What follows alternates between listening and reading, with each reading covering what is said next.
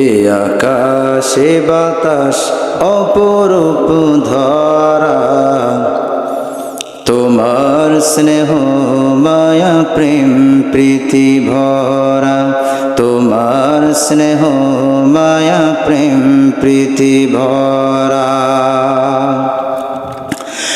তুমি আসো সবখানে সবার পাশে, ভালোবাসার অসীমা বেশে। তুমি আসো সবখানে সবার পাশে, ভালোবাসার অসীমা বেশে। হৃদয়ের শত চাওয়া তোমায় কাছে পাওয়া, হৃদয়ের শত চাওয়া তোমায় কাছে পাওয়া। মানি না কভু গো তোমাকে ছাড়া, এ আকাশে বাতাস অপরূপ ধরা, তোমার স্নেহ মায়া প্রেম প্রীতি ভরা, তোমার স্নেহ মায়া প্রেম প্রীতি ভরা। সব কিছুর একটাই মোহন তুমি, যার ধারা বহমান সারা পৃথিবী। সব কিছুর একটাই মোহন তুমি, যার ধারা বহমান সারা পৃথিবী। অমিয় সুধা হেথা তোমার যত ব্যথা, অমিয় সুধা হেথা তোমার যত ব্যথা। সবখানে তোমার করুণা ঘেরা, এ আকাশে বাতাস অপরূপ ধরা, তোমার স্নেহ মায়া প্রেম প্রীতি ভরা। এ আকাশে বাতাস অপরূপ ধরা, তোমার স্নেহ মায়া প্রেম প্রীতি ভরা, তোমার স্নেহ মায়া প্রেম প্রীতি ভরা। الحمد لله الأكرم الذي خلق الإنسان وكرم وعلمه من البيان ما لم يعلم. فسبحان الذي لا يحصى امتنانه باللسان ولا بالقلم.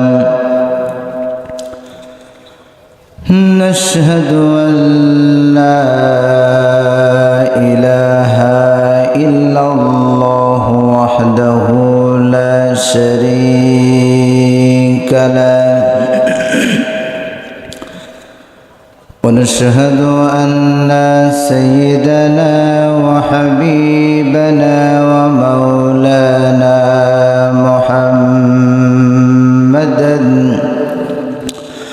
عبده ورسوله الذي أرسله بالحق بشيرا ونذيرا وداعيا إلى الله بإذنه وسراجا وقمرا منيرا. فقد قال الله تعالى في كلامه المجيد وفرقانه الحميد. সকলে জবান খুলে বলুন আউযু বিল্লাহি মিনাশ শাইতানির রাজিম.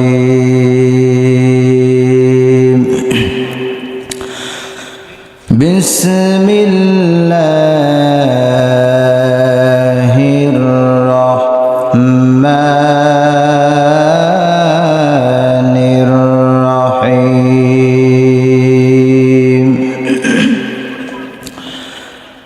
تؤمنون بالله ورسوله وتجاهدون في سبيل الله بأموالكم وأنفسكم ذلكم خير لكم إن كنتم تعلمون. وقال تعالى إن الله وملائكته يصلون على النبي يا أيها الذين آمنوا صلوا عليه وسلموا تسليما. اللهم صل على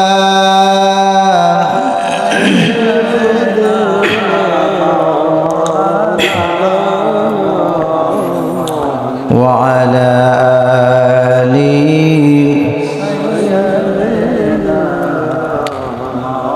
আমাকে শহীদ করে সেই মিছিলে শামিল করে নিও। আমাকে শহীদ করে সেই মিছিলে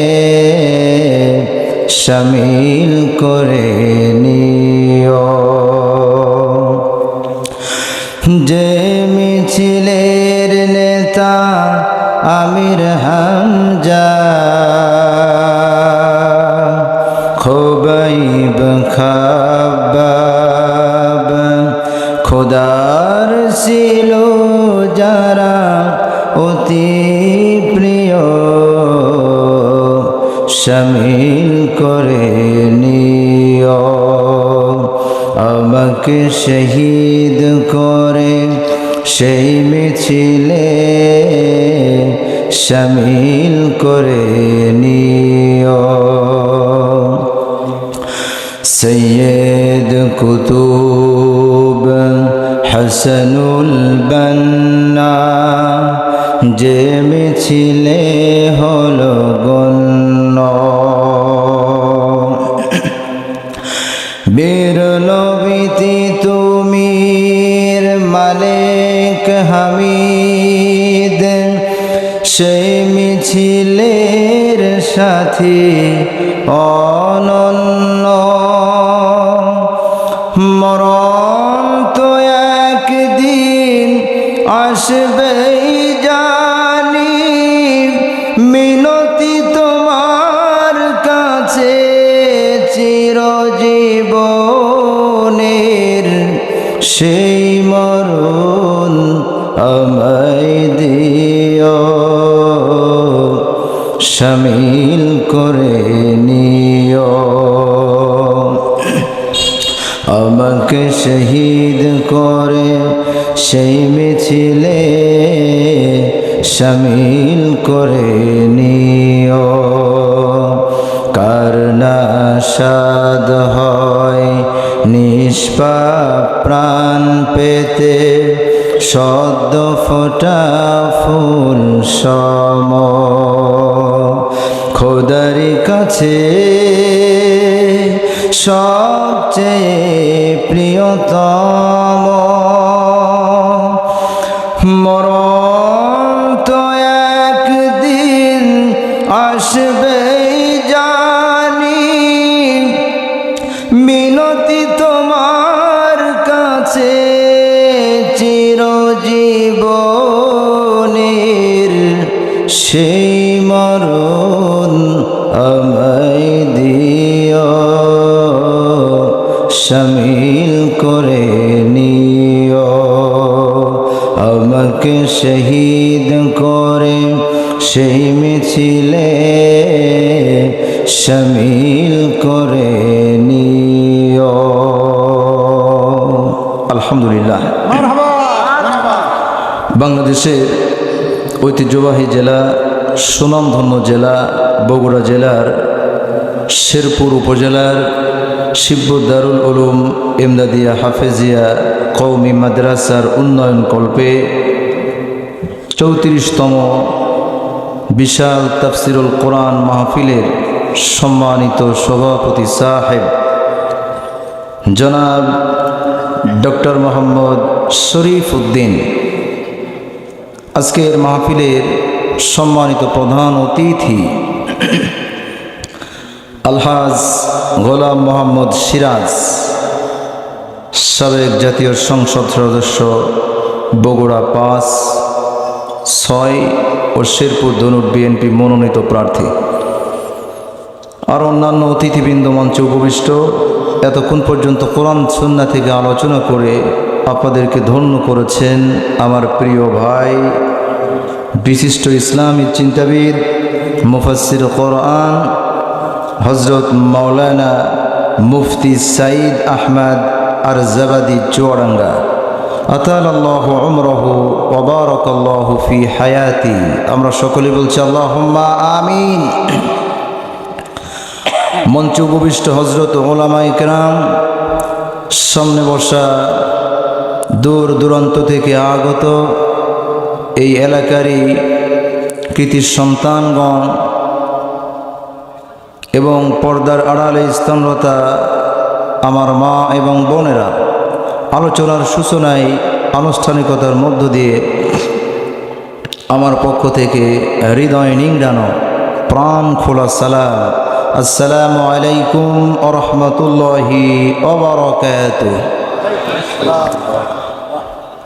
আপনাদের সালামের যে জবাব দেখছি, মনে হচ্ছে প্রচণ্ড শীত পড়ছে, আসলেই শীত পড়ছে, আর পাম তেলের মতো জমে গেছেন আপনারা, মানে কথা বলতেও কষ্ট হচ্ছে আপনাদের। ব্যাপারটা কি এরকম?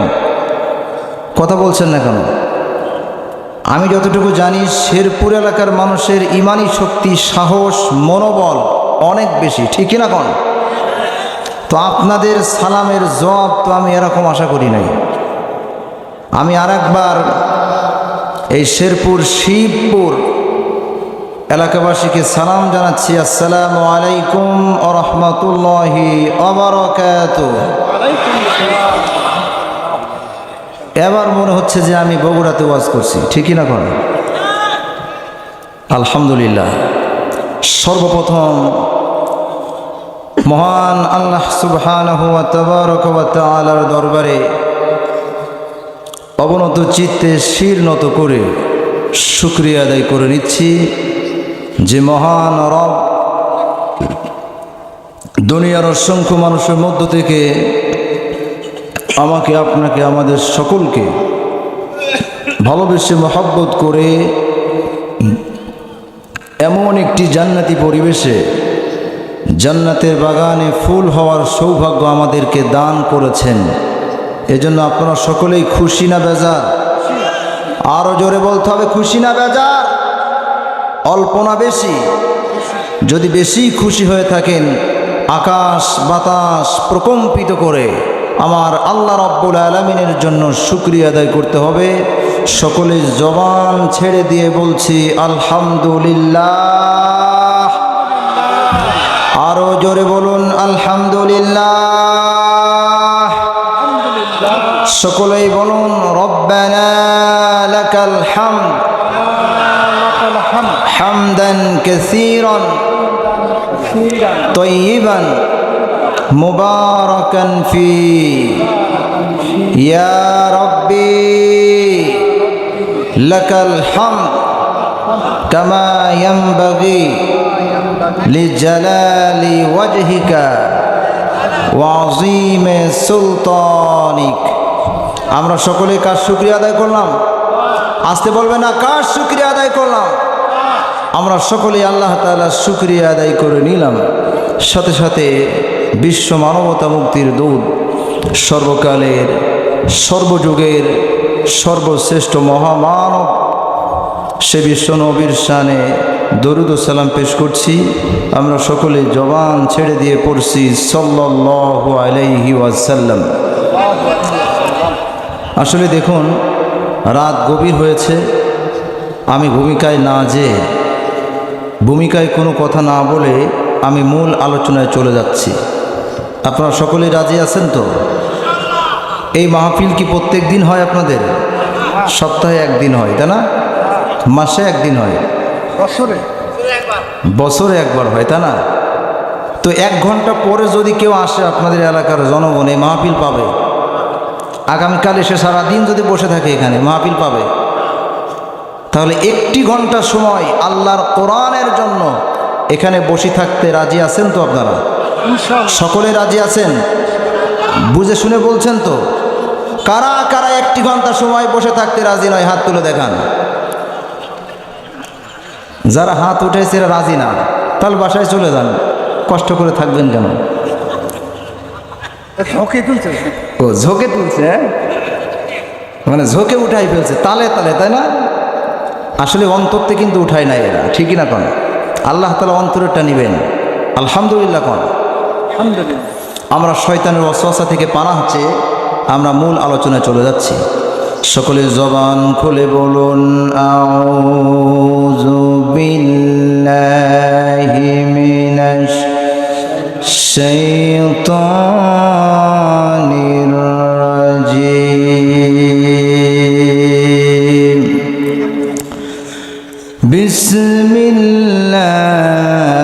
বিসমিল্লাহির রাহমানির রাহিম। তুমিনুনা বিল্লাহি ওয়া রাসূলিহি ওয়া তুজাহিদুনা ফি সাবিলিল্লাহি বিআমওয়ালিকুম ওয়া আনফুসিকুম যালিকুম খায়রুল লাকুম ইন কুনতুম তা'লামুন। জোরে বলুন আল্লাহু আকবার। এই আয়াত যখন নাজিল হলো, সাহাবায়ে কেরামরা একে অপরের সঙ্গে বলা বলি করছেন, কথোপকথন করছেন। আল্লাহ রাব্বুল আলামিনের কাছে সবচাইতে উত্তম আমল কোনটি, জান্নাতে যাওয়ার জন্য সহজ আমল কোনটি, আমরা সাহাবারা যদি জানতে পারতাম তাহলে সেই আমলটি করবার জন্য জান মাল সব কিছু বিসর্জন দিয়ে হলেও আমরা প্রাণ চেষ্টা চালিয়ে যেতাম। আল্লাহ রাব্বুল আলামিন সঙ্গে সঙ্গে জিবরিল আমিনের মাধ্যমে বিশ্বনবী জনাবে মুহাম্মদুর রাসূলুল্লাহ সাল্লাল্লাহু আলাইহি ওয়াসাল্লামের উপরে সূরা সফের 11 নম্বর আয়াত নাজিল করে দিয়ে জানায় দিলেন, তুমিনুনা বিল্লাহি ওয়া রাসূলিহি ওয়া তুজাহিদুনা ফি সাবিলিল্লাহি বিআমওয়ালিকুম ওয়া আনফুসিকুম। নবী হে, আপনি আপনার সাহাবাদেরকে জানিয়ে দিন, আমি আল্লাহ রাব্বুল আলামিনের কাছে সবচাইতে উত্তম আমল হলো 2টি। কয়টি উত্তম আমল? আরো জোরে বলুন, কয়টি? 2টি। নাম্বার 1, তুমিনুনা বিল্লাহি ওয়া রাসূলি। 1 নাম্বার উত্তম কাজ, উত্তম আমল হলো আমি আল্লাহ রাব্বুল আলামিনের প্রতি ঈমান আনা এবং আমার রাসূলের প্রতি ঈমান আনা। জোরে কোন সুবহানাল্লাহ। ঈমান আনতে হবে আল্লাহ এবং রাসূলের প্রতি। এই একটা কাজ হলো সবচেয়ে উত্তম কাজ। এখন বলুন, ঈমান শব্দের অর্থ কি? বিশ্বাস করা। আরো জোরে বলুন, কি করা? বিশ্বাস করা। আমরা কেউ আল্লাহ রাব্বুল আলামিনকে দেখি নাই, নবীকে আমরা কেউ দেখি নাই, জান্নাত জাহান্নাম আমরা কোনোদিন দেখি নাই, কবরে যে শাস্তি হয় তাও কোনোদিন আমরা দেখেছি? দেখি নাই, কিন্তু আমরা বিশ্বাস করে নিয়েছি আমার আল্লাহ রব্বুল আলামিন আছেন, পরকাল আছে, মৃত্যুর পরে হিসাব নিকাশ হবে, জান্নাত জাহান্নাম আছে। এই সব কিছুর উপরে বিশ্বাস করে নেওয়ার নামই হলো ঈমান। আর এই ঈমানের মূল্য তারাই দিতে জানে, ঈমানের মর্যাদা তারাই বোঝে যাদের ভিতরে ঈমান আছে, ঠিক কিনা কোন? যাদের ভিতরে ঈমান নাই এরা ঈমানের দাম দিতে চায় না। যাদের ভিতরে ঈমান আছে এরা দুনিয়ার সকল সম্পদ, জায়গা জমি, ঘর বাড়ি, গরু বাছুর, ব্যবসা প্রতিষ্ঠান, স্ত্রী সন্তান সব কিছু ছেড়ে দিতে রাজি। তারপরেও যে আল্লাহ রব্বুল আলামিনের প্রতি ঈমান এনেছে, সেই ঈমান থেকে বিন্দু মাত্র ঈমানদারেরা সরে যেতে রাজি নয়। ঈমান আমার নিও না, চিৎকার দিয়ে বলুন মারহাবা। তাহলে ঈমানদাররা কোনো সময় টাকার কাছে ঈমান বিক্রি করে না, এক কাপ চায়ের কাছে ঈমান বিক্রি করে না, ঠিক কিনা কোন? যারা বেঈমান, যাদের কাছে ঈমানের কোনো মূল্য নাই, এরাই তো ঈমান নিয়ে ছিনিমিনি খেলে, ঠিক কিনা? আবার অনেক বেঈমান আছে, অনেক মুনাফিক আছে, যারা লেবাসে বলে আমরা ঈমানদার, নামাজও পড়ে, মাথায় টুপিও দেয়, মুখে দাড়িও রাখে। যখন ঈমানদারদের সাথে দেখা হয় এরা বলে ভাই আমি তোমার দলের লোক। আবার যখন শয়তানের সঙ্গে মেশে তখন বলে যে আমরা আসলেই তোমার দলের লোক, ওই টুপিওয়ালা দাড়িওয়ালা ওদের সঙ্গে মিশেছিলাম, একটু ইয়ারকি মারলাম, ঠিক কিনা কোন? এই কথাটা আমার আল্লাহর কথা, আল্লাহ রব্বুল আলামিন তিনি দলিল দিচ্ছেন, وَإِذَا لَقُوا الَّذِينَ آمَنُوا قَالُوا آمَنَّا وَإِذَا خَلَوْا إِلَى شَيَاطِينِهِمْ قَالُوا إِنَّا مَعَكُمْ إِنَّمَا نَحْنُ مُسْتَهْزِئُونَ। আল্লাহ রাব্বুল আলামিন তিনি বলছেন, এই মুনাফিকরা যখন ঈমানদারদের সঙ্গে মেশে এরা বলে ভাই আমি তোমার দলের লোক। আবার যখন ওয়াইজা খলাউ ইলা শায়াতিনিহিম, শয়তানের দলের সঙ্গে যখন মেশে বলে যে আসলেই আমি তোমার পক্ষে আছি, তোমাদের সাথে আছি। একটু ঈমানদারদের সঙ্গে একটু ধোঁকাবাজি করলাম, একটু ইয়ারকি মস্করা করলাম। এই কথাটা কার? আরো জোরে বলুন কার? এজন্য ঈমানের মধ্যে নিফাক ঢুকানো যাবে না, বেঈমান হওয়া যাবে না, মুনাফিক ঈমান আনলে হবে না। দুই নৌকায় পা দিলে যেমন নিজের গন্তব্যে পৌঁছানো সম্ভব নয়, তেমনিভাবে যদি মুনাফিকি করেন আবার ঈমানদারদের সঙ্গেও থাকেন, এই দুইটা দিল, এই দুইটা চরিত্র নিয়ে আমার আল্লাহ রব্বুল আলামিনের জান্নাতে যাওয়া সম্ভব নয়। दो दिल बंदा कलमा चोर ना पाए श्मशान ना पाए गोर, दो दिल बंदा कलमा चोर ना पाए श्मशान ना पाए गोर, दिन থাকিতে আইরে ছুটে ছেড়ে দে ভণ্ডামি ভণ্ডামি ভণ্ডামি ভণ্ডামি, ছেড়ে দে ভণ্ডামি, ঠিক কিনা কোন? এজন্য এমন ঈমান আনলে হবে না, ঈমান আনতে হবে শক্ত ঈমান, দৃঢ় ঈমান। এবার আল্লাহ রব্বুল আলামিন তিনি বলছেন ঈমানদার কারা? যারা মুমিন হবে, ঈমান থাকবে, এদের বৈশিষ্ট্য কেমন হবে? আল্লাহ রব্বুল আলামিন তিনি বলছেন ইন্নামাল মুমিনুনা আল্লাযীনা ইযা যুকিরাল্লাহু ওয়াজিলাত কুলুবুহুম وَإِذَا تُلِيَتْ عَلَيْهِمْ آيَاتُهُ زَادَتْهُمْ إِيمَانًا وَعَلَى رَبِّهِمْ يَتَوَكَّلُونَ। জোরে বলুন আল্লাহু আকবার।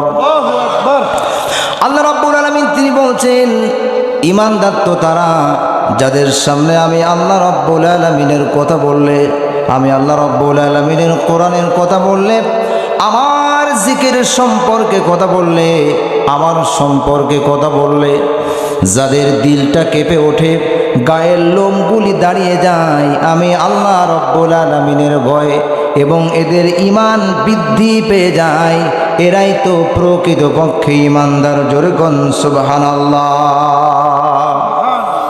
এখন এই আল্লাহর কোরআনের কথা চলছে, এখানে তাফসিরুল কোরআন মাহফিলে আয়োজন চলছে, কোরআন থেকে কথা হচ্ছে। এখানে যাদের দিলের ভিতরে এই কোরআনের কথা আরেকটু হোক, আলোচনা সম্পূর্ণ শেষ করে যাব।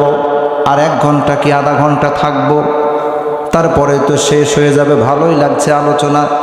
এমন মন মানসিকতা যাদের মধ্যে আছে, অন্তরের মধ্যে ভালো লাগা ভাব যাদের আছে, এরাই তো প্রকৃতপক্ষে ঈমানদার। ঠিক কিনা কোন? আর কোরআনের কথা শুনলে যাদের দিলের ভিতরে খারাপ লাগে, রাগ হয়, উঠে চলে যায় এখান থেকে, বুঝে নিতে হবে ওর ভিতরে ঈমানের দুর্বলতা আছে না নাই। আবু বকরের সামনে যখন বিশ্বনবী তিনি কোরআন তেলাওয়াত করতেন, কোরআনের দার্স দিতেন, তখন আবু বকরের চোখ দিয়ে পানি পড়তো, বৃষ্টির ন্যায় পানি ঝরতো এবং আবু বকরের ঈমান বৃদ্ধি পেয়ে যেত। আবার এই একই কোরআনের কথা, একই কোরআনের দাওয়াত যখন আবু জাহেলের সামনে বলা হতো, তখন আবু জাহেলের শয়তানি বেড়ে যেত। ঠিক কিনা কোন? তাহলে বোঝা যাচ্ছে একই কোরআনের কথা কারো কাছে ভালো লাগতেছে, আবার কারো গা জ্বলতেছে। আছে না নাই? যদিও বগুড়াতে নাই, এটা আমাদের ঝিনাইদহ, যশোর, খুলনায় আছে। এদিকে মনে হয় না এরকম মানুষ, এদিকেও আছে। আমি প্রত্যেকটা কথার কিন্তু দলিল দিচ্ছি কোরআনে আয়াত, মন গড়া কোনো কথা বলছি না। ঠিক না কোন? এবার আল্লাহ রাব্বুল আলামিন তিনি বলছেন শক্ত ঈমান আনতে হবে কেমনে। আজকে আমাদের ঈমান সব দুর্বল হয়ে গেছে, ঈমান সব ভেজাল হয়ে গেছে, দুর্বল হয়ে গেছে। ঈমান হতে হবে শক্ত ঈমান, এমন শক্ত ঈমান হবে, ঝড় আসবে, বিপদ আসবে, বালা মুসিবত আসবে, মামলা হামলা, জেল জরিমানা সব কিছু হবে, তারপরেও যে আল্লাহ রাব্বুল আলামিনের প্রতি আমরা ঈমান এনেছিলাম, সেই ঈমান থেকে বিন্দু মাত্র যারা সরে যাবে না, এরাই তো প্রকৃতপক্ষে ঈমানদার। কথা বলেন ঠিক কিনা? এজন্য আল্লাহ রাব্বুল আলামিন তিনি দলিল দিচ্ছেন, ইন্নাল্লাযীনা ক্বালু রাব্বুনাল্লাহু সুম্মা ইসতাকামু তাতানাজ্জালু আলাইহিমুল মালাইকা আল্লা তাখাফু ওয়া লা তাহজানু ওয়া আবশিরু বিল জান্নাহ। জোরে বলুন আল্লাহু আকবার। আল্লাহ রাব্বুল আলামিন তিনি বলছেন, ইন্নাল্লাযীনা ক্বালু রাব্বুনাল্লাহ, নিশ্চয় যারা বলে আল্লাহ আমার রব, আর এই রবই আমার সব, আল্লাহ আমার রব, এই রবই আমার সব। সকলেই আল্লাহ আমার রব, এই রবি আমার সব। দমে দমে তনু মনে তারি অনুভব, তোমার দুনিয়াতে আমি যেদিকে তাকাই, অথই নেয়ামতে ডুবে আছি সবাই। পাখ পাখালির গানে শুনি তসবিহ কলো রব, তসবিহ কলো রব, আল্লাহ আমার রব, এই রবি আমার সব। চিৎকার দিয়ে বলুন মারহাবা। এবার আল্লাহ রাব্বুল আলামিন তিনি বলছেন, নিশ্চয়ই যারা বলে আল্লাহ আমার রব, আর এর উপরে দৃঢ় থাকে, শক্ত অবস্থানে দাঁড়িয়ে থাকে, ইস্তেকামাত থাকে, সরে যায় না, আল্লাহ রাব্বুল আলামিন তিনি বলছেন এই সমস্ত ঈমানদারদের জন্য আমি আল্লাহ রাব্বুল আলামিনের পক্ষ থেকে মহা পুরস্কার, আর সেটা হলো তাতানাজ্জালু আলাইহিমুল মালাইকা। এমন শক্ত ঈমান যারা আনতে পারবে, এই সমস্ত ঈমানদারদের জন্য আমি আল্লাহ রাব্বুল আলামিন আকাশ থেকে ফেরেশতা নাজিল করে আমি ঈমানদারদেরকে সাহায্য করব। শুধু সাহায্য নয়, আল্লাহ তাখাফু ওয়ালা তাহজানু, আর এই ইমানদারদের কোনো ভয় নাই, কোনো চিন্তারও কারণ নাই। শুধু তাই নয়, ওয়া আবশিরু বিল জান্নাহ, আর এই ইমানদারদেরকে জান্নাতের সুসংবাদ দিয়ে দাও। মায়া ভরা রঙিন এ পৃথিবী নয়তো সুখের খনি, মায়া ভরা রঙিন এ পৃথিবী নয়তো সুখের খনি। জান্নাত চির সুখের ঘর, জান্নাত চির সুখের ঘর, যদি জানতে ওগো তুমি। মায়া ভরা রঙিন এ পৃথিবী নয়তো সুখের খনি। চিৎকার দিয়ে বলুন মারহাবা। এই দুনিয়ার জীবনটা আসল জীবন নয়, এই দুনিয়ায় আমাদের মূল সুখ শান্তি নয়, ঠিকই না কন? ইমানদারদের জন্য, মুমিনদের জন্য মূল সুখ শান্তি হলো আখিরাতে আল্লাহ রাব্বুল আলামিনের জান্নাতের মধ্যে। এজন্য আল্লাহ রাব্বুল আলামিন তিনি দলিল দিচ্ছেন, বাল তুসিরুনাল হায়াতাদ দুনিয়া ওয়াল আখিরাতু খায়রুন ওয়া আবকা। বান্দারা, এই দুনিয়ার জীবনটা তোমাদের জন্য ক্ষণস্থায়ী সংকীর্ণ জীবন, ওয়াল আখিরাতু খায়রু ওয়া আবকা, তোমাদের জন্য চিরস্থায়ী শান্তির জায়গা হলো আখিরাত। জোরে বলুন সুবহানাল্লাহ। তাহলে সে সত্য ঈমান আনলে আমাদের শান্তি, সফলতা, লাভ, কল্যাণ, মুক্তি আছে না নাই? আরো জোরে বলুন আছে না নাই? আছে। এখন সেই শক্ত ঈমানটা কেমন ঈমান? সেই শক্ত ঈমান হলো এমন ঈমান, এই দৃষ্টান্ত দিয়ে গেছেন, এই শিক্ষা আমাদেরকে দিয়ে গেছেন সাহাবী আব্দুল উজ্জা, আমাদেরকে শিক্ষা দিয়ে গেছেন শক্ত ঈমান কেমনে আনতে হয়। এই আব্দুল উজ্জা ছোট্টবেলায় তার পিতা মারা গেল, ছোট্টবেলা থেকে চাচার কাছে লালিত পালিত হচ্ছিল, আর মনে মনে ভাবল মক্কার সকলেই তো মুহাম্মদের হাতে হাত দিয়ে কালেমা পড়ে মুসলমান হয়ে যায়, আমি আব্দুল উজ্জা যদি মুহাম্মদের হাতে হাত দিয়ে কালেমা পড়ে মুসলমান হয়ে যেতাম, তাহলে আমার জীবনটা ধন্য হয়ে যেত। জোরে কোন সুবহানাল্লাহ।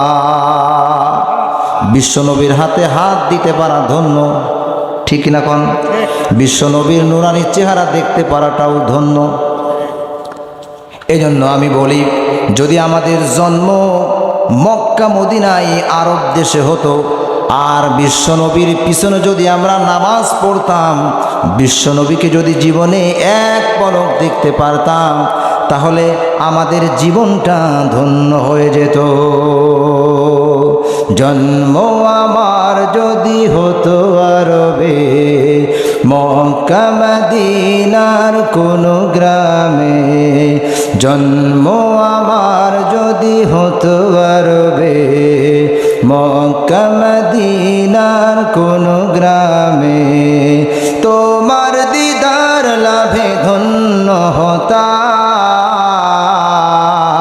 বারবার দেখে মন জোড়াতাম, তোমায় দেখে মন জোড়াতাম। জন্ম আমার যদি হতো আরবে, মক্কা মদিনার কোনো গ্রামে, তোমার দিদার লাভে ধন্য হতাম, নবী তোমায় দেখে মন জোড়াতাম, বারবার দেখে মন জোড়াতাম। চিৎকার দিয়ে বলুন ঠিক কিনা? এখন এই আব্দুল উজ্জা বলছেন আমি ইসলাম কবুল করব, ঈমান আনবো, কিন্তু যখন আমার চাচা ইসলাম কবুল করবে তারপরে আমি নিজেও ইসলাম কবুল করব। চাচার অপেক্ষায় আছে আব্দুল উজ্জা।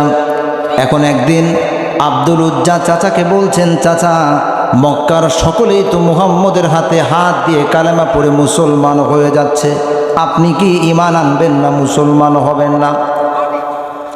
চাচা বলছেন, ভাতিজা এই দেহে যতক্ষণ পর্যন্ত এক বিন্দু রক্ত থাকবে এতিম মুহাম্মদের হাতে হাত দিয়ে কালেমা পড়ে মুসলমান হতে রাজি নই। নাউজুবিল্লাহ কোন।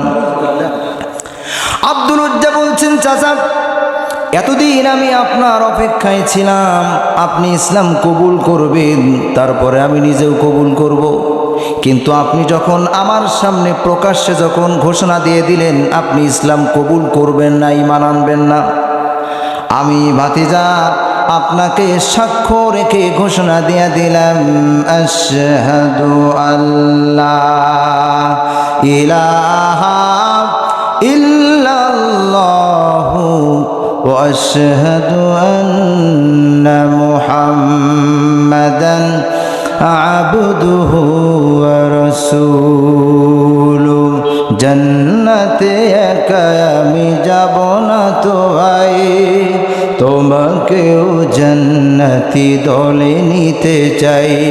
সকলেই জান্নাতে একা আমি যাব না তো ভাই, তোমাকেও জান্নাতি দলে নিতে চাই। মারহাবা কোন। আব্দুল উজ্জা ইসলাম কবুল করলেন, ঈমান আনলেন।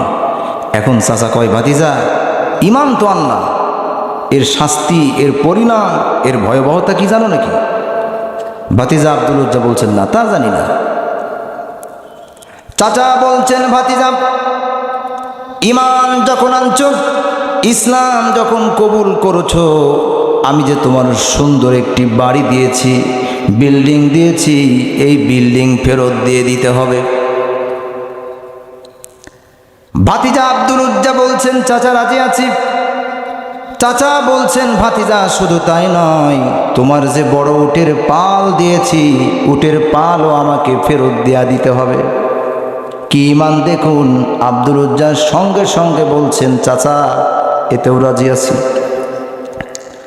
চাচা বলছেন, ভাতিজা এমনকি তোমার পরনের যে পোশাক আছে, এই পোশাকটাও আমার টাকায় কিনা, আমার টাকায় কিনা পোশাক তোমার গায়ে থাকবে, আমি চাচা এটা মেনে নিতে পারি না, পোশাকও খুলে দেওয়া লাগবে এখন। আব্দুল উজ্জা বলছেন, চাচা আপনার বিল্ডিং ফেরত দেয়া দিলাম, আপনার উটের পাল ফেরত দেয়া দিলাম, এমনকি পরনের পোশাক পর্যন্ত আপনার সামনে খুলে দিলাম, কিন্তু আমি দুনিয়ার সব সম্পদ আমি তোমার কাছে ফেরত দিয়ে দিতে পারি, কিন্তু আমি যে আল্লাহ রব্বুল আলামিনের প্রতি ঈমান এনেছি, সেই ঈমান থেকে বিন্দু মাত্র সরে যেতে আমি রাজি নই।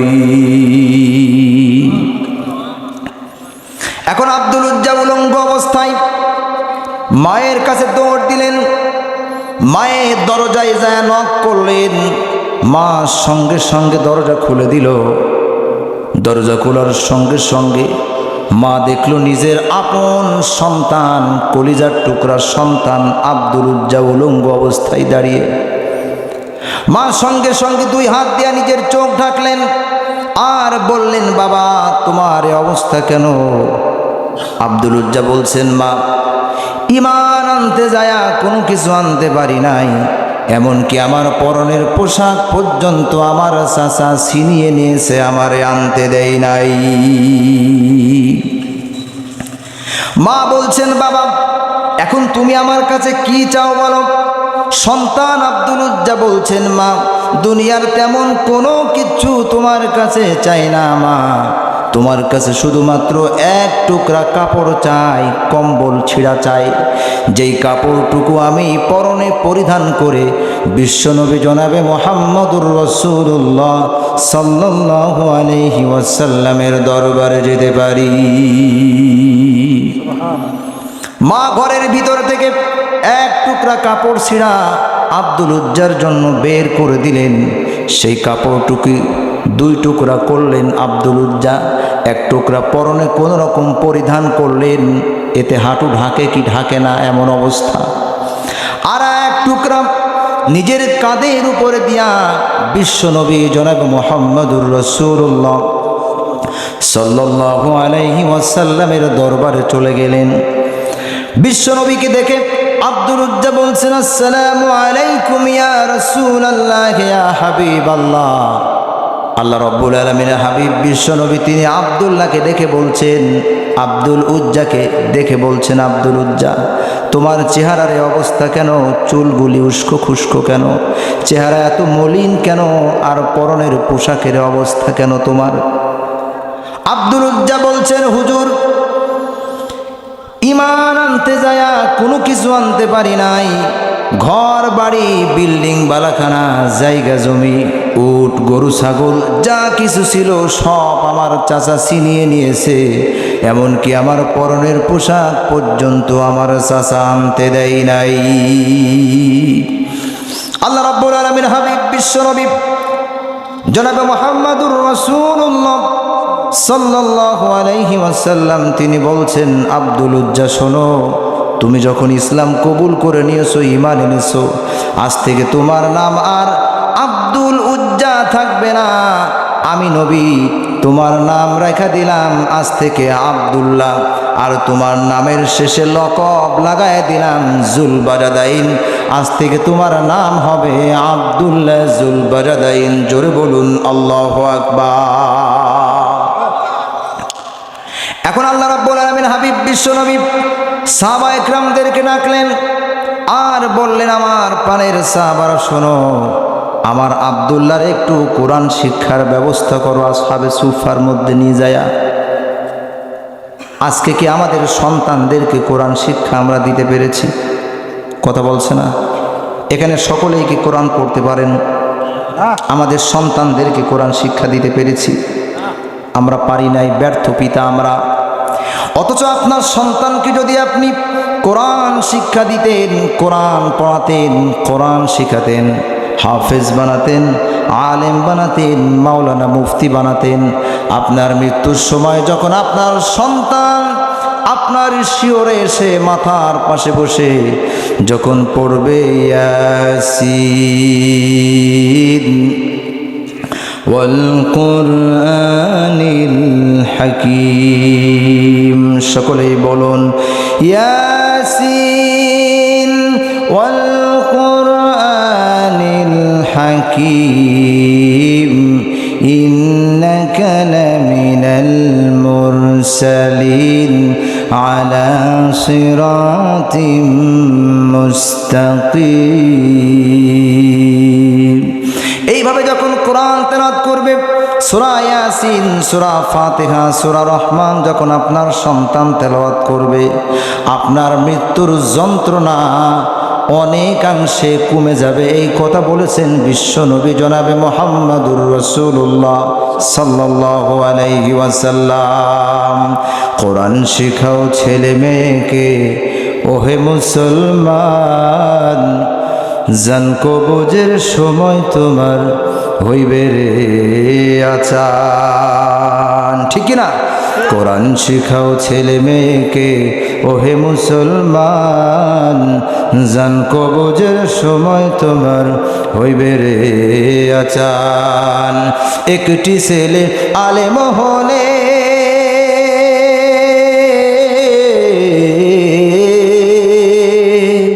একটি ছেলে হাফেজ হলে পড়বে কোরআন মৃত্যুকালে। ভেগে যাবে মদদ শয়তান, ভেগে যাবে মদদ শয়তান, থাকবে রে ঈমান, জান কবজের সময় তোমার হইবে রে আসান। চিৎকার দিয়ে বলুন মারহাবা। আব্দুল্লাহ জুলবাজাদাইনকে কোরআন শিক্ষা দেওয়ার জন্য সাহাবা একরামদের মধ্যে পাঠিয়ে দেওয়া হলো। অল্প কিছুদিনের ভিতরেই আব্দুল্লাহ কোরআন তেলাওয়াত শিখে গেলেন। কোরআন তেলাওয়াত করছেন জোরে জোরে, রাত দিন 24 ঘন্টা আব্দুল্লাহ কোরআন তেলাওয়াত করতেছেন। এখন অনেক সাহাবীদের ঘুমের ব্যাঘাত ঘটতেছে। কয়েকজন সাহাবী তো আল্লাহ রাব্বুল আলামিন হাবিব বিশ্ব নবীর কাছে নালিশ করেই দিলেন যে হুজুর, কারে আপনি আমাদের মধ্যে জায়গা করে দিলেন? ওই আব্দুল্লাহ রে সারাদিন এত জোরে জোরে কোরআন তেলাওয়াত করে, ওর কোরআন তেলাওয়াতের কারণে আমরা সাহাবারা কেউ ঘুমাইতে পারি না। আল্লাহ রাব্বুল আলামিন হাবিব বিশ্ব নবী জনাবে মুহাম্মদুর রাসূলুল্লাহ সাল্লাল্লাহু আলাইহি ওয়াসাল্লাম বললেন, সাহাবারা শোনো, আমার আব্দুল্লাহ রে কোরআন তেলাওয়াত করতে দাও, যত জোরে পারে কোরআন তেলাওয়াত করুক, ওরে কোরআন তেলাওয়াত করতে দাও, কেউ নিষেধ করো না। কেননা আব্দুল্লাহর ইমান বড় দামি ইমান, ইমান আনতে যায়া ঘর বাড়ি গরু বাছুর এমনকি নিজের পরনের পোশাক পর্যন্ত আনতে পারে নাই। ইমানের পথে অবিচল থেকে আমার মরণ যেন হয়। আল্লাহুম্মা আমিন বলেন। ইমানের পথে অবিচল থেকে আমার মরণ যেন হয়। তোমারই কাছে মিনতি আমার, তোমারই কাছে মিনতি আমার, মহামহিম দয়াময়, ইমানের পথে অবিচল থেকে আমার মরণ যেন হয়। চিৎকার দিয়ে বলুন আল্লাহুম্মা আমিন। কি ইমান আব্দুল্লাহর ছিল! ইমান আনার কারণে সব কিছু বিসর্জন দিয়েছেন, তারপরেও ইমান ছাড়ে নাই, ঠিক কিনা কন? কিন্তু আজকে আমাদের এমন ইমান, একটু সাইকেলের টায়ার বাস্ট হলে আমাদের আর খুঁজে পাওয়া যায় না, ঠিক কিনা কন? বলে এখানে থাকা যাবে না। আবার যদি কেউ রাতের আধারে একটু হুমকি দেয়, আবার সব নামাজ কালাম সব বাদ দিয়ে দেয়। আমি এমনও সন্তান দেখেছি, যুবক ভাই দেখেছি, দীর্ঘ 17 বছর স্বৈরাচারের শাসন আমলে যুবক মানুষ নামাজ পড়ে, সুন্দর মুখে দাড়ি রাখছে, মাথায় টুপি দেয়, 5 ওয়াক্ত নামাজ পড়ে। হঠাৎ দেখতেছি একদিন দাড়ি সেভ করে ফেলছে। আমি বললাম, ভাই গত কয়েকদিন আগেও দেখলাম আপনার সুন্দর দাড়ি, খুব ভালোই লাগে দেখতে, দাড়ি সেভ করলেন। বলছে হুজুর দিনকাল ভালো না। আব্বা বলছে দাড়ি না রাখতে, এখন নাকি দাড়ি রাখলে আর প্যান্ট পায়জামা টাকনোর উপরে পড়লে মানুষদেরকে দিনের দাওয়াত দিলে, ইসলামের দাওয়াত দিলে শিবির বলে সব ধরতেছে। এই কাজ করা যাবে না। আসলে শিবিররা কি খারাপ না? যারা নামাজের কথা বলে, নামাজ পড়ে, কোরআন পড়ে, ইসলামের দাওয়াত দেয়, কোরআনের দাওয়াত দেয়, এটাই নাকি জঙ্গি, এটাই নাকি রাজাকার, ঠিক কিনা কন? তাহলে এমন দুর্বল ইমান, মামলা হামলা জেলের ভয়ে দাড়ি সেভ করে ফেলছে, মাথা টুপি বাদ দিয়া দিচ্ছে, নামাজ কালাম পড়া বন্ধ করে দিচ্ছে। দুর্বল ইমান না সবল ইমান? এটা দুর্বল ইমান। এমন ইমান দিয়ে আল্লাহ রাব্বুল আলামিনের জান্নাতে যাওয়া সম্ভব নয়। আব্দুল্লাহ জুল বাজাদাইনের কি ইমান দেখুন। এর কিছুদিন পরেই যখন তাবুক যুদ্ধের জন্য দামামা বেজে উঠল, চতুর্দিকে বিশ্বনবী তিনি জিহাদের ময়দানে সাহাবায়ে কিরামদেরকে প্রস্তুত করছেন। এমন সময় আব্দুল্লাহ এসে বলছেন, হুজুর এই যুদ্ধের ময়দানে যাওয়ার জন্য আমাকে আপনি একটু পারমিশন দেয়া দেন। বিশ্বনবী তিনি বললেন, আব্দুল্লাহ একটা গাছের ছাল নিয়ে আসো, বাকল নিয়ে আসো। আপনারা গাছের ছাল বোঝেন? ছাল বলেন না বাকল বলেন? বগুড়ার লোক কি বলে? গাছের ছাল, তাই না? তো যাই হোক, আমাদের ঝিনাইদার এইদিকে ভাষা অনেকটা একই আছে। আমার ভাষা বুঝতে অসুবিধা হয় আপনাদের? আব্দুল্লাহ সঙ্গে সঙ্গে একটা গাছের ছাল আনলেন, বাকল আনলেন। বিশ্বনবী তিনি সেই গাছের ছালটা আব্দুল্লাহর ডান হাতে বাঁধা দিলেন, আর আল্লাহ রাব্বুল আলামিনের কাছে প্রার্থনা করলেন আর বললেন, আল্লাহ আমি আমার আব্দুল্লাহর রক্ত কাফেরদের জন্য আমি হারাম করে দিলাম। এখন আব্দুল্লাহ বলছেন, হুজুর আমি এই যুদ্ধের ময়দানে যাব ইসলামের জন্য, কোরআনের জন্য, আল্লাহ এবং রসুলের জন্য, আল্লাহর জমিনে দিন কায়েমের জন্য আমি আমার জীবনটাকে উৎসর্গ করে দেব, আমার রক্তগুলো সব জমিনে ছড়িয়ে দেব। আর আপনি বলছেন আমার রক্ত কাফেরদের জন্য হারাম। কি আশ্চর্য কথা! আল্লাহ রাব্বুল আলামিনের হাবিব বিশ্বনবী তিনি বলছেন, আব্দুল্লাহ শোনো, তোমার ঈমান বড় দামি ঈমান। ঈমান আনতে যায় কোনো কিছু আনতে পারো নাই। তোমার ঈমান আনার পরে তোমার জিহাদ করার জন্য তোমার ভিতরে যে তামান্না রয়েছে, আশা রয়েছে, আকাঙ্ক্ষা রয়েছে, এমতো অবস্থায় আব্দুল্লাহ তুমি যদি জ্বরে মারা যাও, সাপে কেটে মারা যাও, পানিতে ডুবে মারা যাও, আগুনে পুড়ে মারা যাও, আল্লাহ রাব্বুল আলামিন তোমার এই সাধারণ মৃত্যুটাকে তিনি শহীদি মৃত্যু হিসেবে কবুল করে নিবেন। সুবহানাল্লাহ। আল্লাহ রাব্বুল আলামিন হাবিব বিশ্বনবী এই যুদ্ধের ময়দানে যাওয়ার জন্য আব্দুল্লাহকে পারমিশন দিয়া দিল। আব্দুল্লাহ দৌড় শুরু করলেন মরুভূমির ভিতর দিয়া। মরুভূমির ভিতরে যায় আব্দুল্লাহ হঠাৎ অসুস্থ হয়ে পড়লেন মারাত্মক জ্বরে আক্রান্ত হয়ে আব্দুল্লাহ সঙ্গে সঙ্গে দুনিয়া থেকে চিরতরে বিদায় নিয়ে চলে গেল।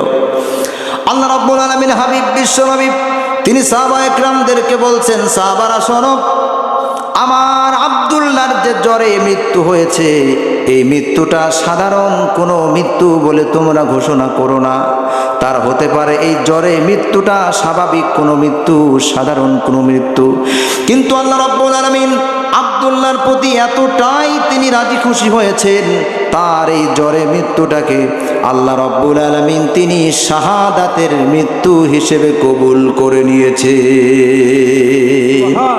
মরতেই হবে যখন শহীদি মরণ দিও আমাকে, শাহাদাত জানি শুধুই জীবন, শাহাদাত জানি শুধুই জীবন, সে জীবন দিও আমাকে, মরতেই হবে যখন শহীদি মরণ দিও আমাকে। এলাহি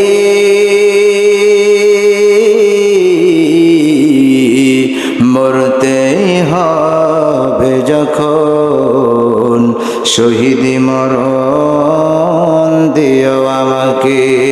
চিৎকার দিয়ে বলুন আল্লাহুম্মা আমিন। আপনাদের কাছে আমার প্রশ্ন, আমাদের জীবনের মালিক কে? বলুন কে? আমাদের হায়াতের মালিক কে? আমাদের মৃত্যু দেওয়ার মালিক কে? আমাদের রিজিক দেওয়ার মালিক কে? আল্লাহ রাব্বুল আলামিন তিনি আমাদের এই জান এবং মাল তিনি কিনে নিয়েছেন জান্নাতের বিনিময়ে। তাহলে আমাদের জীবন নেওয়ার কোনো ভয় আছে? আমাদের এই জীবনটা কার? আরো জোরে বলুন কার? এজন্য আল্লাহ রাব্বুল আলামিন তিনি বলছেন, ইন্নাল্লাহা আশতারা মিনাল মুমিনিনা আনফুসাহুম ওয়া আমওয়ালাহুম বিআন্না লাহুমুল জান্নাহ। নিশ্চয় আমি আল্লাহ রাব্বুল আলামিন ঈমানদার মুমিনদের জান এবং মাল আমি ক্রয় করে নিয়েছি। কিসের বিনিময়ে? আরো জোরে বলুন কিসের বিনিময়ে? জান্নাতের বিনিময়ে। অর্থাৎ আল্লাহ তাআলা তিনি আমাদেরকে জান্নাত দিবেন, আর আমরা জান এবং মাল আল্লাহকে দিয়েই ফেলেছি। ঠিক কিনা কোন? তাহলে আমাদের জীবন নিয়ে কোনো ভয় নেই, মৃত্যু নিয়ে কোনো ভয় নেই। যদি আমার আপনার মৃত্যু যদি ন্যায়ের পথে, অন্যায়ের বিরুদ্ধে, ইসলামের পথে, আল্লাহর পথে যদি হয়, এর চাইতে উত্তম মৃত্যু, কল্যাণকর মৃত্যু, সৌভাগ্যবান মৃত্যু আকাশের নিচে জমিনের উপরে আর কিছু হতে পারে না।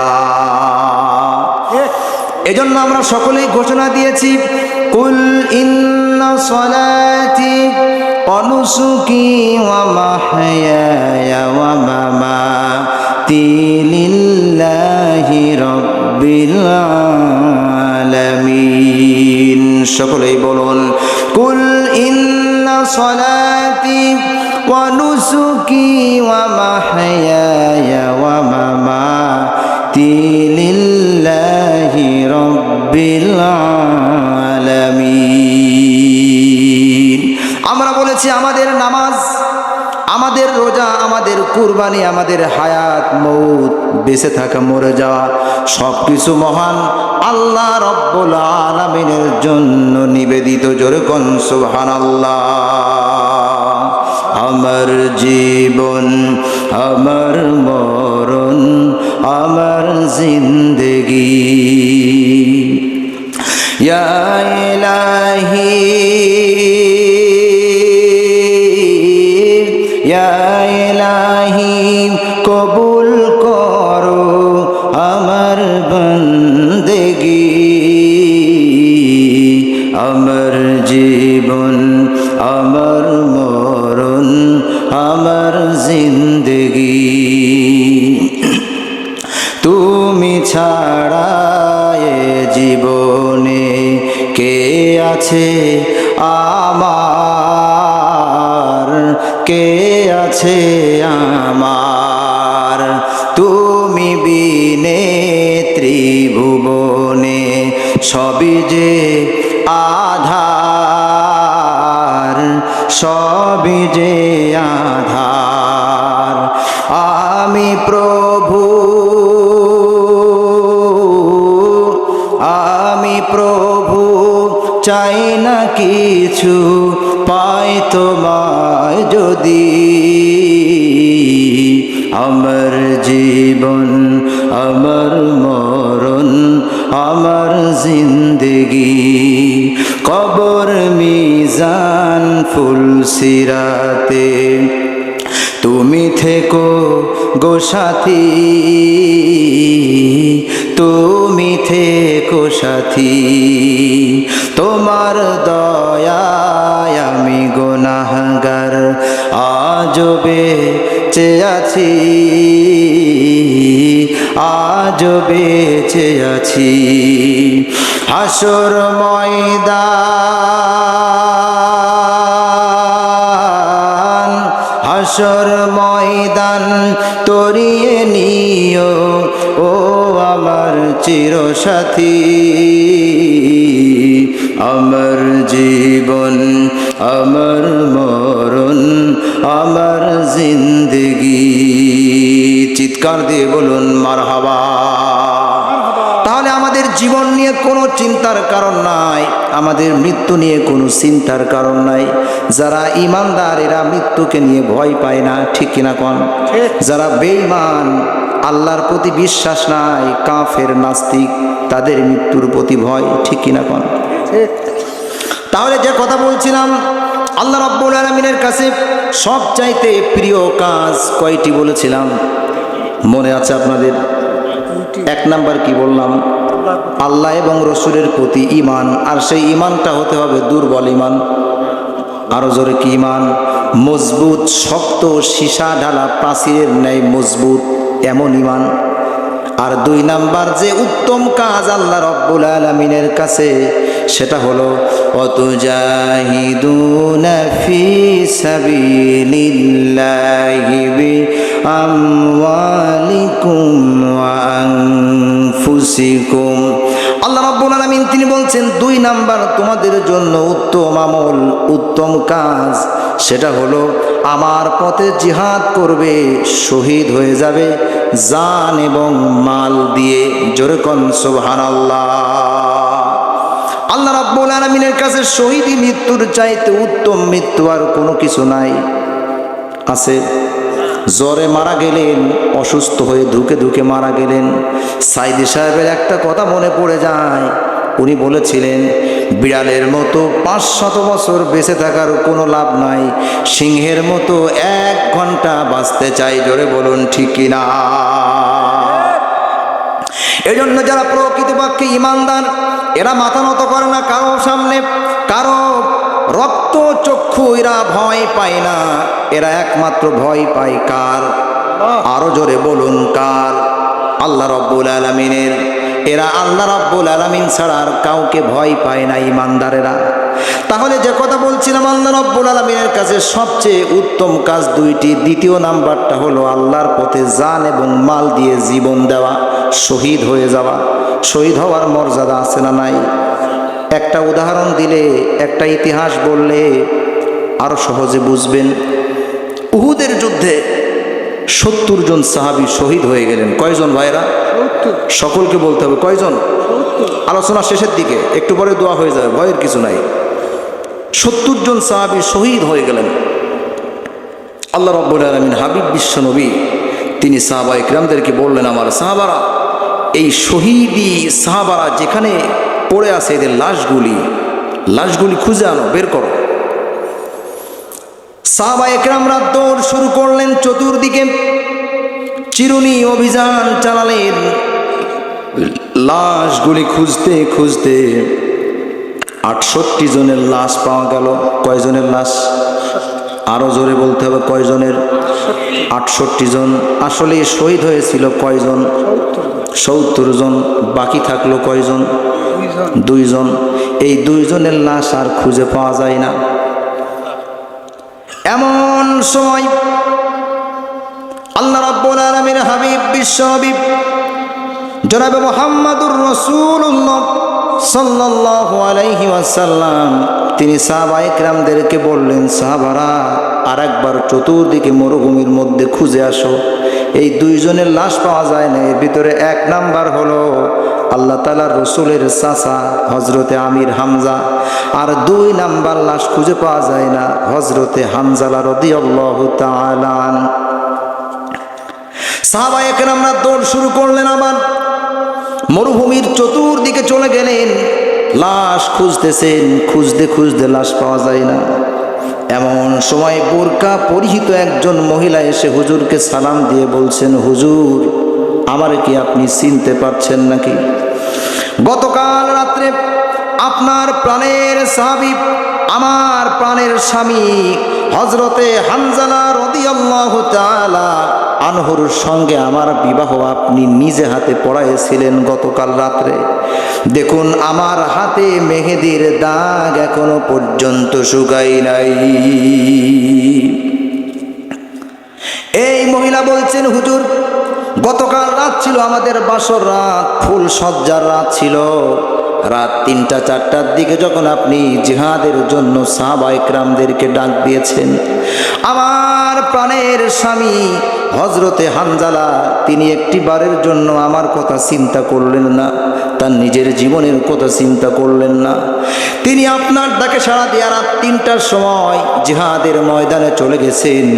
আমার তো মনে হচ্ছে আমার প্রাণের স্বামী হযরতে হানজালা এই যুদ্ধের ময়দানে শহীদ হয়ে গেছেন, আর হয়তো বেঁচে নাই। আমি যতটুকু জানি, শহীদদেরকে আপনি গোসল দেওয়ার ব্যবস্থা করেন না, গোসল আপনি দেন না। কিন্তু আপনার কাছে আমার একটা মাত্র অনুরোধ, আমার প্রাণের স্বামী হযরতে হানজালাকে যেন একটু গোসলের ব্যবস্থা করানো হয়। জোরে বলুন সুবহানাল্লাহ। কেননা আমার প্রাণের স্বামী হযরতে হানজালার গোসল ফরজ ছিল। এমন সময় সাহাবা ইকরামরা এসে বলছেন, হুজুর, হযরতে হানজালার লাশ পাওয়া গেছে মরুভূমির ভিতরে।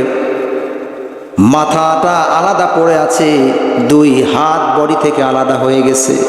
একটা কাপড়ের মধ্যে তার টুকরা টুকরা লাশগুলি সাজানো।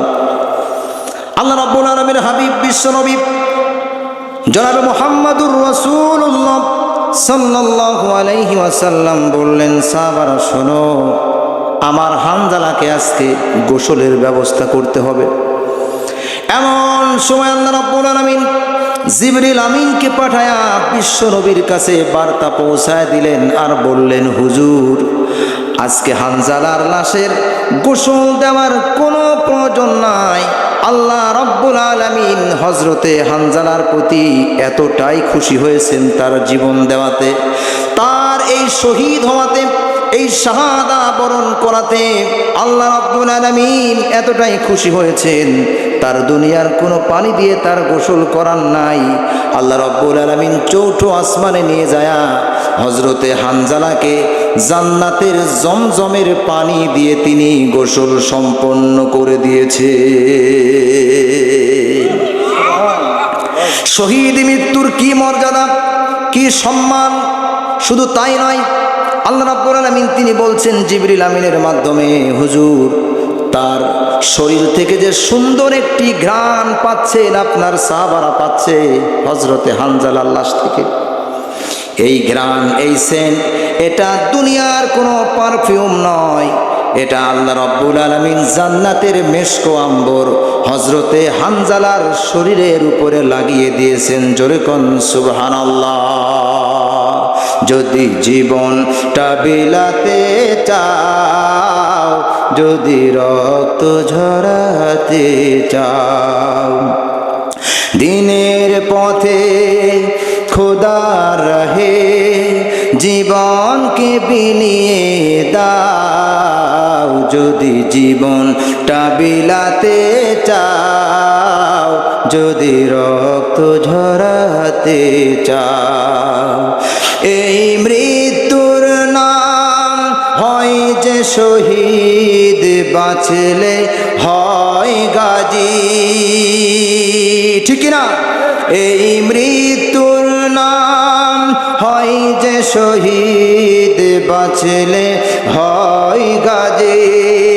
এ পথে মরলে মহান প্রভু আল্লাহ থাকেন রাজি, তারি পথে জীবন দিয়ে জান্নাত ক্রয় করে নাও, যদি জীবনটা বিলাতে চাও, যদি রক্ত ঝরাতে চাও।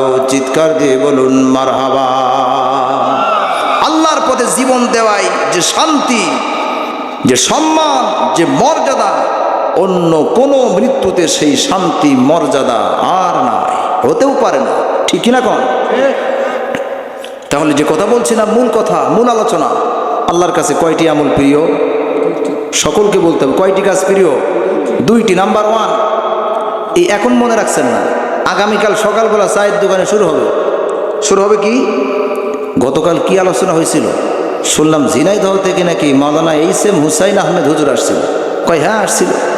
আলোচনা কেমন হয়েছে? বিশাল আলোচনা। আরে ভাই আলোচনা কেমন, ওয়াজ কেমন হয়েছে? মানে মারাত্মক আলোচনা হয়েছে কালকে। আরে ভাই কি বিষয় আলোচনা হয়েছে? তা তো ভাই মনে নেই। আলোচনা দারুণ হয়েছে কালকে। কি বিষয়ে তা মনে আসছে না ভাই। হয় কি হয় না বলুন? কথা বলছেন, হয় কি হয় না? আলোচনার মূল বিষয়টা মনে রাখতে হবে। অন্তত কালকে সকালবেলা চায়ের দোকানে বসে যেন এতটুকু উত্তর দিতে পারেন জনগণের, যে গতকাল মাওলানা এইচ.এম. হুসাইন আহমেদ হুজুর আসছিল ঝিনাইদহ থেকে। উনি বলল আল্লাহর কাছে দুইটা কাজ খুব প্রিয়, একটা হলো আল্লাহ এবং রসুলের প্রতি ঈমান, আর দুই নাম্বার হলো আল্লাহর জমিনে আল্লাহর দিন কায়েমের জন্য, আল্লাহ এবং রসুলের খুশির জন্য অন্যায়ের বিরুদ্ধে লড়াই করে ন্যায়ের পক্ষে জীবন দেওয়া, শহীদ হওয়া, এই কাজ নাকি সবচেয়ে প্রিয়। এই দুটো কাজ, এইটা শুনছিলাম। একটু বলতে পারবেন না আপনারা? সকলে পারবেন তো? তাহলে আলোচনা তো শেষ, এখন দোয়া করে দিই নাকি? হ্যাঁ দোয়া করে দিই। আর একটু চলবে? অল্প একটু অল্প একটু অল্প একটু। আমার মা বোনরা এসছে এখানে, মা বোনেরা আছে না? অল্প একটু অল্প অল্প একটু মা বোনেরা আসছেন তাই না? তো মা বোনদের সম্পর্কে দুই একটা কথা বলবো না দোয়া করে দিব? অল্প কয়টা বলি তাই না? ঠিক আছে, আমার মা বোনদের সম্পর্কে কিছু কথা বলে যায়, কিন্তু আমার মা বোনরা আবার কষ্ট পাবে। আমি একেবারে সংক্ষেপে মা বোনদের নিয়ে মাত্র 4টি পয়েন্ট, 4টি মেসেজ আমি ড্রপ করতে চাই, ঘোষণা দিতে চাই। 4টি আমলের কথা মনে থাকবে, একেবারে সংক্ষেপে। নাম্বার 1, আমার মা বোনদের জন্য 1 নাম্বার ওয়াজ, এক নাম্বার আমল, সেটা হলো 5 ওয়াক্ত নামাজ আপনাকে পড়তে হবে, ঠিক কিনা কোন? যদি নামাজ পড়তে পারেন সমস্ত অন্যায় অশ্লীল কাজ থেকে দূরে রাখবেন কে? আল্লাহ রাব্বুল আলামিন এজন্য তিনি বলছেন, ইন্নাস সালাতা তানহা আনিল ফাহশাই ওয়াল মুনকার, নিশ্চয় নামাজ সমস্ত অন্যায় অশ্লীল খারাপ ফায়সা কাজ থেকে মানুষদেরকে দূরে রাখতে পারে। জোরে কোন সুবহানাল্লাহ। মা বোনদের বলি, শুধু নামাজ, যেই কোরআন দিয়ে আপনি নামাজ 5 ওয়াক্ত পড়বেন, শুধু নামাজ পড়লে হবে না, সেই কোরআনের রাজ সমাজ কায়েম করার জন্য আপনাকে আপ্রাণ চেষ্টা চালাতে হবে, ঠিক কিনা কোন? ও নামাজি, কোরআন দিয়ে নামাজ পড়ো, সমাজ কেন গড়ো না? ও নামাজি, কোরআন দিয়ে নামাজ পড়ো, সমাজ কেন গড়ো না? ঠিক না? তাহলে একেবারে সংক্ষেপে বলছি, নাম্বার 1, মা বোনদের জন্য 5 ওয়াক্ত নামাজ পড়তে হবে। 2 নাম্বার টিপস মা বোনদের জন্য, সেটা হলো পবিত্র মাহে রমজানের রোজা রাখতে হবে। পারবেন তো আপনারা সকলেই? আমার মা বোনেরাও পারবেন ইনশাআল্লাহ। এখন এই পবিত্র মাহে রমজানের সময় যখন চলে আসে, মাস যখন সামনে চলে আসে, যারা প্রকৃতপক্ষে ঈমানদার আমার মা বোনদের মধ্য থেকে, আপনাদের ভিতর থেকে, এদের অন্তরের মধ্যে একটু আনন্দ আনন্দ ভাব হয় কি হয় না? যারা কথা বলছে না এদের হয় না? আপনাদের হয়? আর যাদের ঈমানের দুর্বলতা আছে, মাহে রমজান মাস আসলে এদের অনেকের রাগ হয়, বলে গোলায় ধান থাকতে রোজায় থাকবো কেন? আছে না নাই? বলে আগে প্রকাশ্যে বিড়ি সিগারেট খাইতে পারতাম, এখন 1 কাপ চা খাইতে গেলেও পর্দা করা লাগে। আছে না নাই? অনেকের অসুবিধা হয়। এই জন্য পবিত্র মাহে রমজান যখন আসে, ঈমানদারদের সামনে এই খবরটা পেলেই এদের অন্তরের মধ্যে একটু আনন্দ আনন্দ ভাব হয়। মাহে রমজান এলো বছর ঘুরে, মুমিন মুসলমানের দারে দারে, রহমতেরি বাণী নিয়ে, মাগফিরাতের পয়গাম নিয়ে, রহমতেরি বাণী নিয়ে, মাগফিরাতের পয়গাম নিয়ে, এলো সবার মাঝে আবার ফিরে।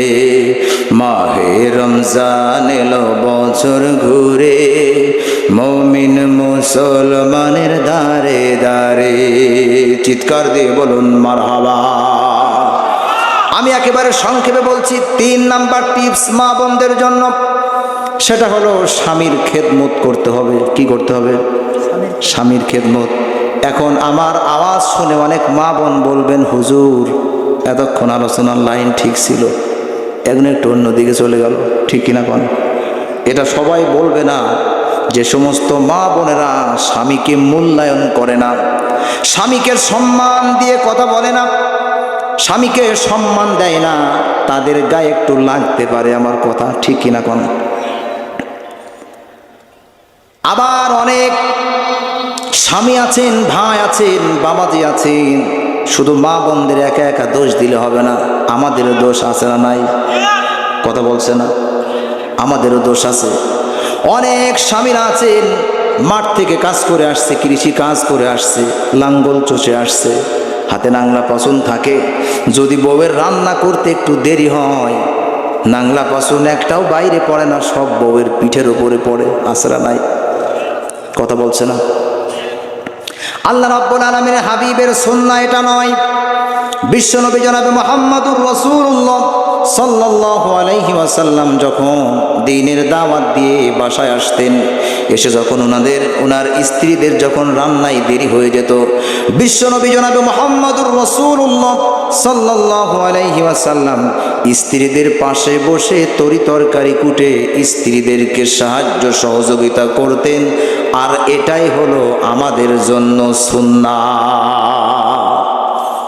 এই আল্লাহ তাআলা রসুলের এই আদর্শ, এই চরিত্রের বৈশিষ্ট্য যখন আপনি মানবেন, স্ত্রীকে বেশি বেশি কাজে সহযোগিতা করবেন, সমাজের এক শ্রেণীর মানুষ আছে আপনাকে কি বলবে?